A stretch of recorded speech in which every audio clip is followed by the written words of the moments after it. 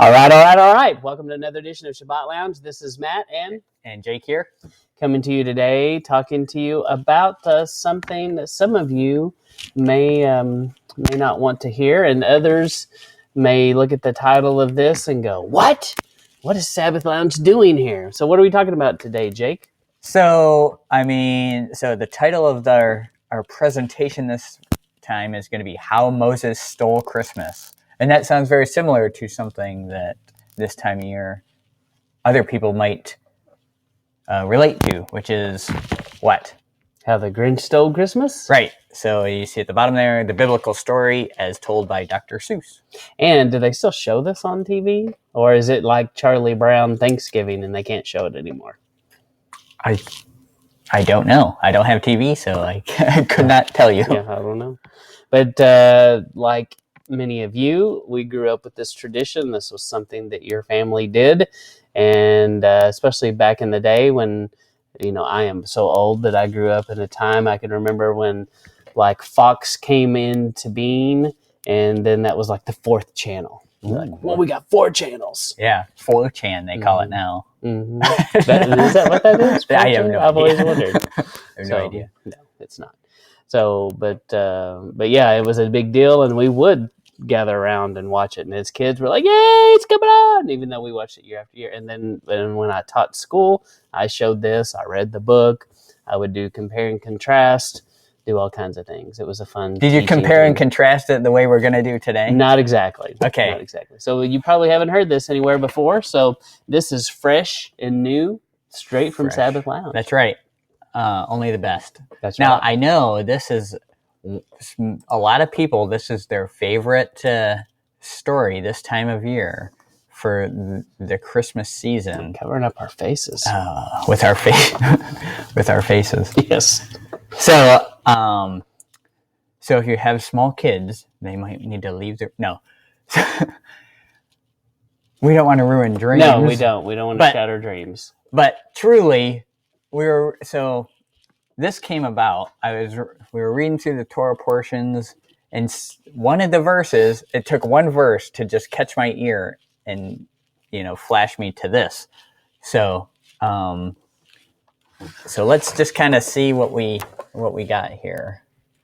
So if we go to the next page here, we got, all right. So many in our walk, we've clearly told people we don't like Christmas. We don't do Christmas. And what would they say to you? How dare you do that to the children? Well, yes. It's all about the children. How you rob them of their joy. Well, perhaps they would think that your head was not screwed on right. That you're crazy. Maybe your shoes are just too tight. Very good. And then you might even be accused of your heart being 2 sizes too small, right? Yes. Very Grinchy of you. It is very Grinchy. Because it fits the theme of what we're talking about. All right. So we put together kind of a comparison, and you'll see the story from Exodus matched up with kind of the Grinch story is kind of how we went through it.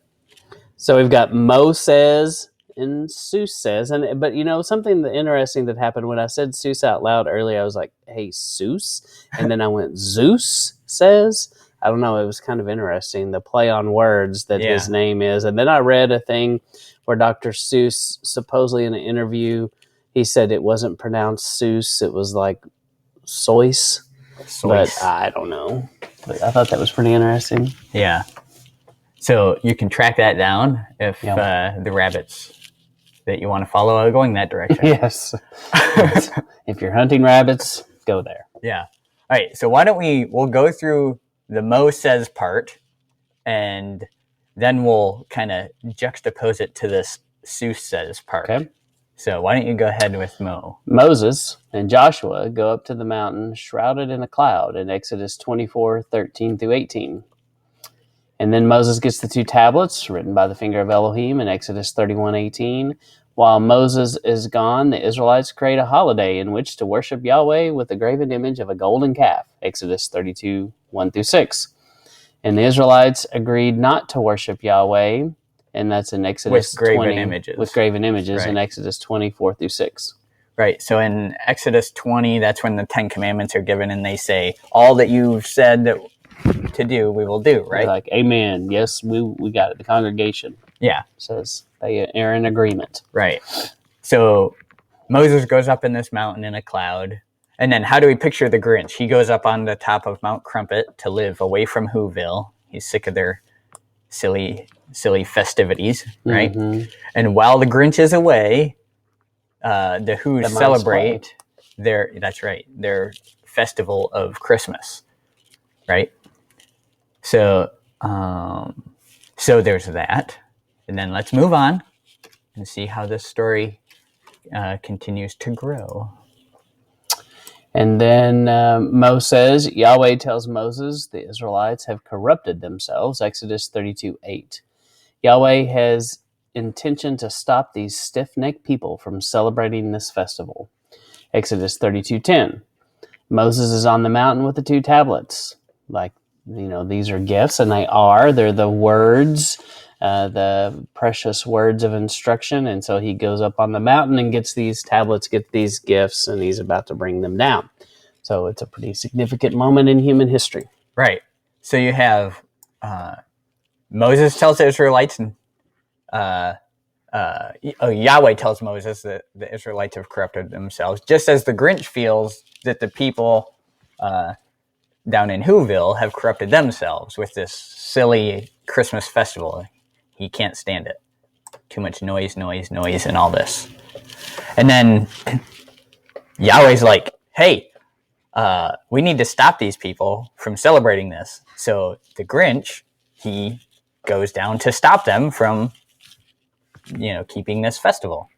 Mm-hmm. And then, so Moses is up on the mountain with the tablets, just as the Grinch, after he goes and ransacks the village, he comes back to the mountain. He's got all the gifts there. Well, and just like Moses, you've got the scene where the Grinch is descending, going down the mountain, except he's got a sleigh and a dog. And, he hears the sound, and he hears their sound. It's like, hey, I better go check this out. And he comes down the mountain, and you kind of get some glimpses of the village and the sound coming from the village. Yeah. In the animation, the 1966 version. Right. Another, just aside on this, this is always funny to me because in Exodus 32, once Yahweh's like, hey, those people down there are doing things they shouldn't be doing, and he's like, I'm angry, and I'm going to go down and smite them. And Moses is like, no, he's holding them back. Yahweh's like, hold me back, Moses. And Moses is holding them back. No, don't go down there, He's like, you don't want your name to be besmirched. And so, and once Moses sees what's going on, Yahweh's like, no, Moses, don't go down there. And Moses is like, let me through. Mm-hmm. I'm going to go down there and smite them. It's just this funny, reversal of roles. Mm-hmm. But, so back to this. So the next little thing here we got. So Moses and Joshua go up the mountain shrouded in a cloud. Now, is this the same thing twice? Did we do the same thing twice? Okay, looks like we got the same slide. We can just... All right, so Moses, as they look down on the mountain, Joshua hears the noise of the people as of war in the camp. Exodus 32:17. So they think something is wrong. Right. And Joshua, upon further listening, realizes it's not the sound of anger or sorrow. You might say the sound wasn't sad. This sound was glad. Right. Exodus 32:18. And so this verse right here, 32:18, was what really made that click to me. Was he's saying exactly that. This sound wasn't a sound of sad. They're glad. There's singing in the camp. So... just as Moses and Joshua are looking down and they hear this noise in the camp, Dr. Seuss, when he's talking about the Grinch, right? If you hear it or read it, says the Who's find out that no Christmas is coming, and then the Grinch is like, they'll cry boo-hoo. So he's happy about their crying and whining, and then he's like, that's a noise I simply must hear. So he puts his ear out to listen. And just as Joshua's like, what's that sound I hear? And he's like, it sounds like some terrible things happening. So let me listen closer. And so the Grinch puts his hand to his ear to hear the sound, and it's the sound rising over the snow. And it starts low and it starts to grow, right? And he's expecting this wailing and gnashing of teeth. Well, and something that I just thought of, if I remember right, Joshua in Hebrew can mean dog. Is that right? It seems like I've heard that before. That means faithful and, faithful and loyal. And it's kind of interesting that there's a dog, and that almost represents Joshua in the story. So I'm pretty sure. So check that out. Research that. That's interesting. I believe my source on that is Mr. Greg Widener, I believe. I remember, I think he's got a video where he talks about Joshua, being a dog, and it being like perceived as a good thing, not like as a bad thing. Not like you dirty dog. His qualities of being faithful and true. But I think that's right. So you'd have to check me on that. That's interesting. Well, it is Yeshua. It is salvation, right? Mm-hmm. But there is this loyalty tinge to it as well. Mm-hmm. That's it is Yeshua's name. So, all right. So then Joshua, he's like, "Oh, well, as I'm listening, they're not sad down there. They're singing joyously, right?" Just as the Grinch says, that sound isn't sad. It's a sound that's glad. And then we have a treat for you. Sound treat. So this is that joyous sound that they would have heard. Oh, it's Caleb. Oh, Caleb. So Caleb means dog. Okay. Strike Joshua. It's Caleb. Glad we got that corrected. Although Joshua and Caleb were very close. Mm-hmm. Oh. Okay. So we did that. Okay. All right. And Mo says, now do you want me to read one and then you say this? Yeah, you do this one, then I'll do that. I've been doing it wrong the whole time. time. No, that's fine. Moses hadn't stopped idol worshiping from coming in Exodus 24. Somehow or other, it just came the same. Yeah, go down to the next. Moses, with his cold heart, put his hard-hearted, burdensome law on the people, and yet they disobeyed. How could this be so? Now, you got to remember, this is when if someone's writing this about, to line it up with the biblical story, they're going to take a standard Christian understanding of their Moses, right? Mm-hmm. So this is what they would think, right? It was a cold heart. The law is cold and grace is warm, right? So warm and gooey. So that's kind of where I was going there. So the contrast to that, the Grinch hadn't stopped Christmas from coming. Somehow it came just the same, right? He looks down and then, oh yeah, he sees this sprightly figure manifest in their midst, right? As they're standing around in a circle, holding hands, singing a song, making maybe like a seance. Yeah. And there's a manifestation of a light thing that rises up into the air. Yeah, they're calling this sprightly thing into being. So you'll never see Dr. Seuss again. Right. The same. So the Grinch with his cold feet in the snow, puzzled, how could it be so, right? How could, and just like Moses is saying, right? Somehow or other, they're down there doing it. And totally. So, exactly. All right, do the next one. So their idol worship came without physical idols from Egypt. It came after the plagues, crossing of the Red Sea, the pillar of fire and smoke, and yet still they've forgotten what they are. And I kind of tied that together with this. It came without ribbons, tags, packages, boxes, and bags, right? That's what the Grinch says. And it's like this idol worship that the Israelites were getting into. They left their idols at home. They did ransack the Egyptians, right? They were gifted these things from the Egyptians to later we find out to make the tabernacle and that kind of thing. Mm-hmm. And then they saw the plagues where he destroys their gods, and then the crossing of the Red Sea, the pillar of smoke and fire. So even with all these things, Moses is like, how it came just the same, right? Even though we tried to shut it out. Mm-hmm. And then I think this next part's pretty interesting as well. Yeah, and so did we read that part? Perhaps idol worship doesn't come from the physical. What does it say? Hide that thing there. Oh, no. Now you've done it. Physical. Oh, no. Now I've done it. All right. We did that earlier. We just hold up. Oh, okay. There, it'll go away.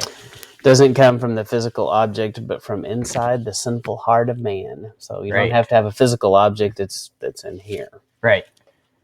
So, yeah, it's ingrained in us to want to worship idols, right? Or have some kind of graven image that we're looking at. So perhaps Christmas doesn't come from a store, but means a little bit more, is what the Grinch says. And I think that's very similar to how this came about for the Israelites. Yeah, no, that makes sense. And then we have another little treat for you here.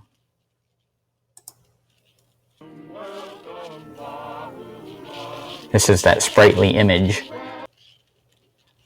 That's great. So let's see that again. Okay. So here they are standing around in a circle, holding hands, Singing. And this thing arises from their midst.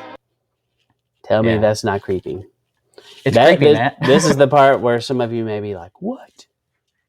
So, but most of you probably have already realized that these things were bad and pagan, but anyway. It almost has a tinge of, I saw that when I was, looking back at and going through this, and it seemed to me very sun worshipy. Yeah, sun worshipy, and it's a very golden calf-y moment. I mean, that's exactly kind of what I picture happening. There's this thing that's golden in the middle, and the people around it, and they were happy and merry. And in the King James, it says they rose up to play. Yes, they rose up to play. Which we all know what that means. Yeah, there was a lot of naked playing going on. Yes. Oh, and just for the record, since we're talking about this section, because a lot of people don't realize that the golden calf thing was they think that it was other gods, but really it was Yahweh. Aaron even says, let's make a feast to Yahweh, right? And then that's what they use the golden calf to do. Yeah. And that, by the way, that's such a weird thing, that I don't understand why Aaron doesn't get in trouble. Yeah. That's one of the questions I'm going to be like, okay, wait a minute. How does Aaron get to do what he does and the lineage and be a part of all that after he did that? Because the way it reads, it's just like other people came to me and they said, here's my jewelry, and now pop the golden calf. Yeah, that's weird. Seems to be lying about it after. Yes. Like it just doesn't seem right. A very childish excuse for what happened. All right. And then we have this other thing here. Small heart grew 3 sizes that day. So just like we said at the beginning, right? Your heart might be 2 sizes too small. But once you get the hang of that Christmas, right, your heart will grow to the size it's supposed to be. So I think you'll buy us lots of stuff. Yeah. And you'll keep the retailers happy. Right. So Moses' small hard heart saw the golden calf in the dancing, and his anger waxed hot. Which is Exodus 32:19. So waxing hot anger. I'm not sure. So do you have a lot of waxing hot anger? I'm not sure. I think anger? Waxing like the moon, waxing and waning. I'm thinking like a bowl of wax. Yeah. that's the first thing I think. And then I'm like, oh wait, words mean other things. Yes, they have more than one meaning. Okay. So this is kind of where it departs a little. So the Grinch's small heart grew 3 sizes that day. That's because Moses didn't see the joy of their festival, their Christmas festival. He just didn't down get there. it. Whereas the Grinch, who we should be more being like, right? We should be more following the Grinch's way of doing things, where we see the error of our ways. Coming. Well. So we should what Dr. Seuss is trying to trees. No. And what Dr. Seuss presents? Yes. No. So what Dr. Seuss is saying is, you should be emulating what the Grinch did. So you realize that you were bad for taking the joy of Christmas away from people, and your heart should grow 3 sizes to out, which is unhealthy, by the way. And so your heart should grow 3 sizes, Yes, and you should that's learn bad. about grace and stop being angry about us, creating our own festival. It's to Yahweh. So why are you getting all crazy Chill about out, man. Yeah. All right. So Yeah, that is really good. That is good, and that's a good flip in how you're telling it there. So we don't want to be the Grinch. Society has told us don't be the Grinch, and actually, walking in this walk, we kind of find out we might be the Grinch. Sometimes. We feel Grinchy sometimes, yeah. Mm-hmm. Or don't be a Scrooge. Yeah, yeah. Yeah. So check out our video on that. Yeah. So Moses breaks the tablets and cannot bring them as gifts to the children. In Exodus 32:19, he smashes them down, smashing tablets. Right. So this is how the Bible would have you act, right? Or not smashing the tablets, but angry and getting rid of the gifts that were going to these people who are undeserving at this point because of the craziness that they're doing. Not that you deserve his love, he gives it freely, right? Yeah, and something interesting too that I was just thinking about in this story, you've got Moses' perspective and Yahuwah's perspective, and Yahuwah knew the whole thing. He knew what was happening. Moses had a very limited perspective, and he heard, sounds like fun down there. They're worshiping. They're awesome. I'm so happy for these guys. They finally got it. They get it. Yeah. They've seen all this stuff, and it's like you can see that like you were saying earlier, his perception changes so much, and as he descends and gets lower, and there's a whole thing about that. But as he's getting lower, closer to man, descending, then he realizes, whoa, this is not what I thought it was. And then what's interesting about Moses is he drops his perspective and takes on the perspective of the Father, which is what we're supposed to do. Right.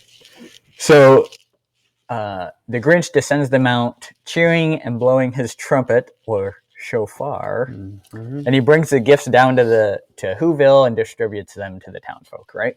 Yep. So this is a departure from the biblical story. He gives them the gifts, whereas Moses, cold-footed, no-heart man, doesn't give them the gifts. Mm-hmm.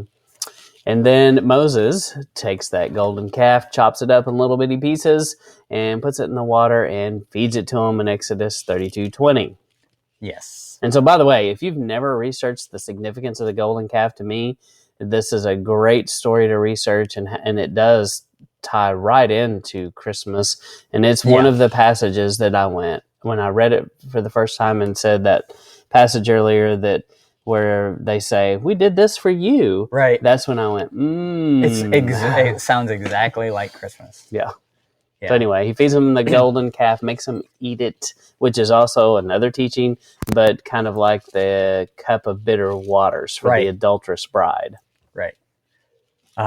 Whereas we see the Grinch, he goes down, he carves the roast beast, and he feeds the Who people.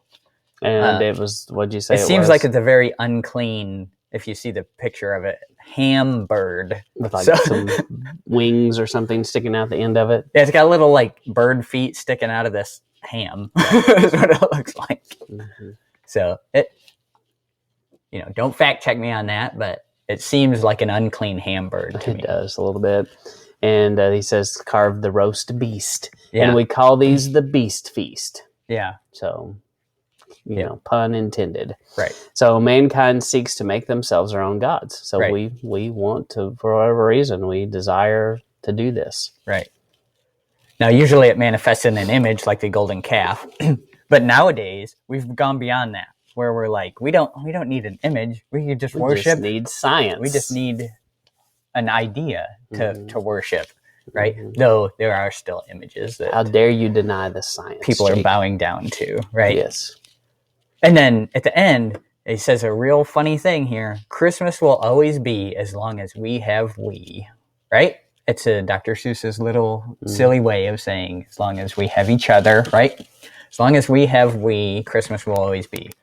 And so as long as you're depending on ourselves and not looking to Yahweh, we'll always have Christmas. And we'll be happy. Yeah. So... and in that, what a lot of people perceive as Christmas, that's the most important thing about being happy. And people go to such great extents to keep the children happy. And, they'll just pour out all kinds of crap to these children who don't have much so that they can have a bunch of crap too in their life. Yeah. And just because in the efforts to make the wees happy. Yeah.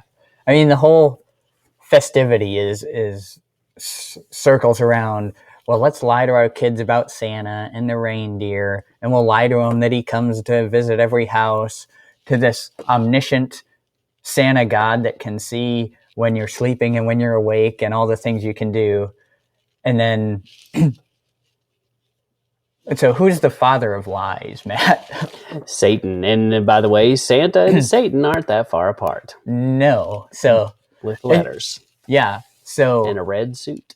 So do you know what Kris Kringle means? I do not, Jake. Kris Kringle. So when the German, that's the German way of saying Dwight him, Schrute. Yeah. From The Office. Of saying Santa's name, right? Kris Kringle. Krampus. Is Christ child. So if they're taking Santa and making him the Christ child, I think there's issues with that. Yes. Very okay. Much so. Anyway, so we got another couple little things here real quick.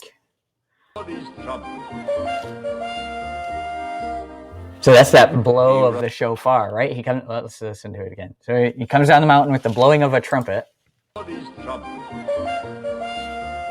Sounds just like a shofar. Mm-hmm. Oh. How does this work, Matt? There. So, in conclusion. So, Moses says, idol worship has no place in the kingdom of Yahweh, which we agree and support 100%. Yes. Here on Sabbath Lounge. That's right.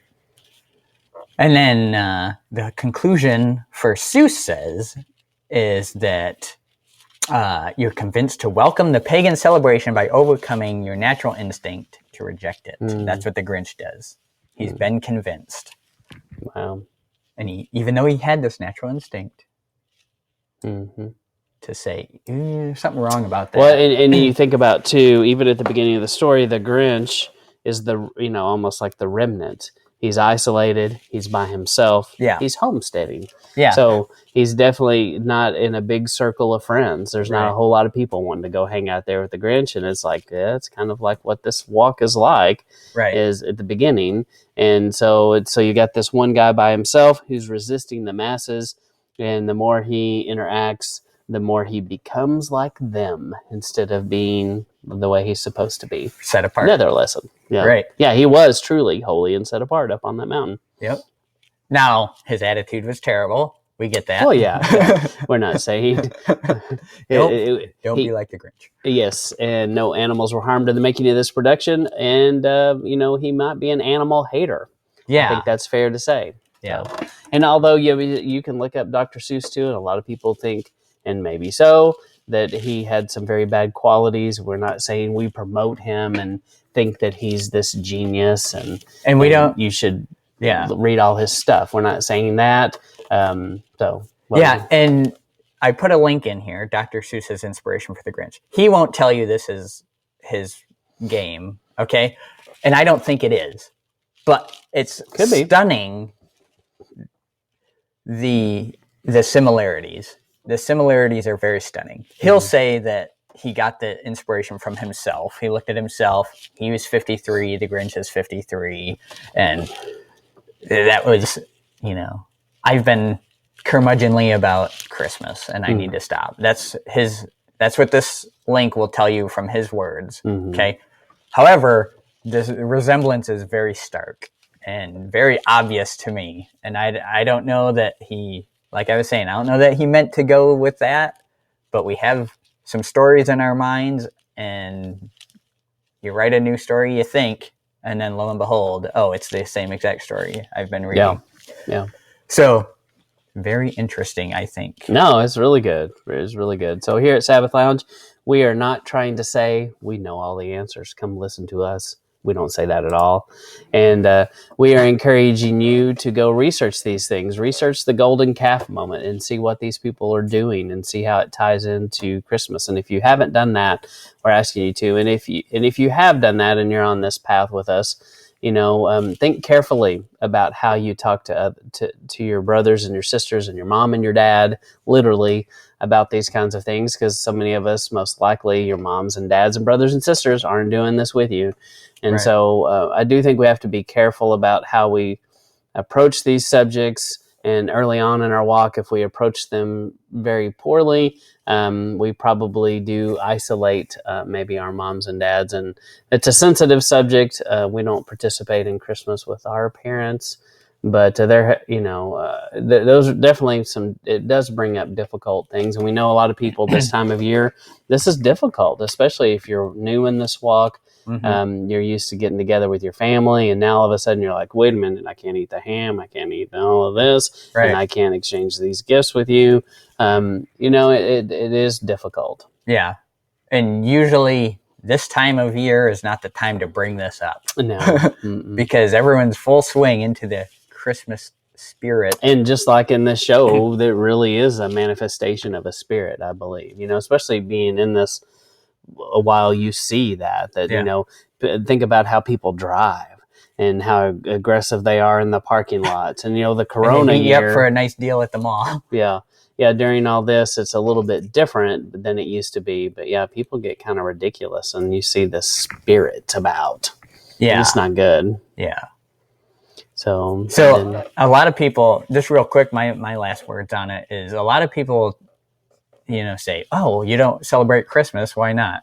And then I see a lot of people go, well, because I'll keep the biblical feasts, and that's not something I find in Scripture.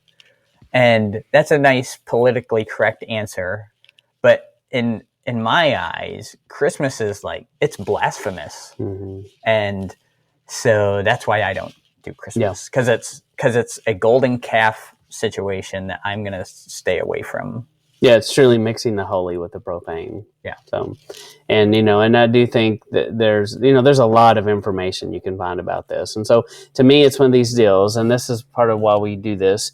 We want to help get the word out, because we live in a day and time when you can watch things like this and you can Google these things. And it's all at your fingertips. And so for those that don't know, they just don't want to know. No reason not to be able to find answers. And so we hope to maybe put some seeds of interest out there, and that you'll go check these things out, that you'll research it, that you'll read the text, you'll read the Bible, go back and read the Exodus account of the golden calf, and just research these things. Look at the Hebrew on it. Look at something like the Blue Letter Bible, mm-hmm. and look and see what the actual Hebrew words are there. So anyway, that was good. I appreciate Jake putting this together, and this was a great idea. We hope that it benefits you, and we ask that you like this, you share this with someone that you know out there. And Thank you for listening to Shabbat Lounge. Thanks.